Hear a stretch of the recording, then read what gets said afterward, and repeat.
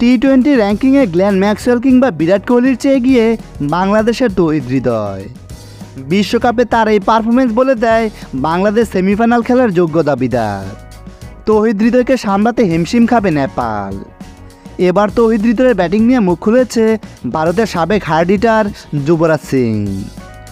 বিশ্বকাপে এখন পর্যন্ত 3টি ম্যাচ খেলেছে বাংলাদেশ।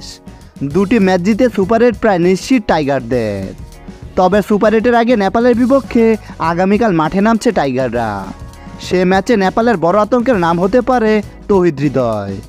শ্রীলঙ্কা কিংবা দক্ষিণ আফ্রিকা, দুটো ম্যাচে সর্বোচ্চ রানের মালিক ছিল তিনি। শুধু রান নয়, তার স্ট্রাইক রেট চোখে পড়ার মতো ছিল। যুক্তরাষ্ট্রের স্লো পিচেও হেসে খেলে রান নিয়েছে তৌহিদ হৃদয়। তাই তো নেপাল ম্যাচের আগে বাংলাদেশ এবং তৌহিদ হৃদয়ের ব্যাটিং নিয়ে মুখ খুলেছে যুবরাজ সিং।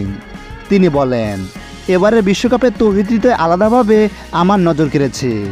ওর 6 মারা স্টাইল চমৎকার, বল ভালোভাবে বুঝতে পারে সে।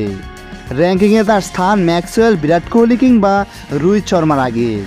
এটাই বলে দেয় সে কতটা মারমুখী ব্যাটসম্যান। বাংলাদেশ দারুণভাবে বিশ্বকাপ শুরু করেছে। আমার মনে হয় শুধু সুপার 8 না, সেমিফাইনাল খেলতে পারে বাংলাদেশ। ওদের ভালো কিছু ব্যাটসম্যান এবং বোলার আছে। বাজে দল হলে তো সুপার 8-এ উঠতো না।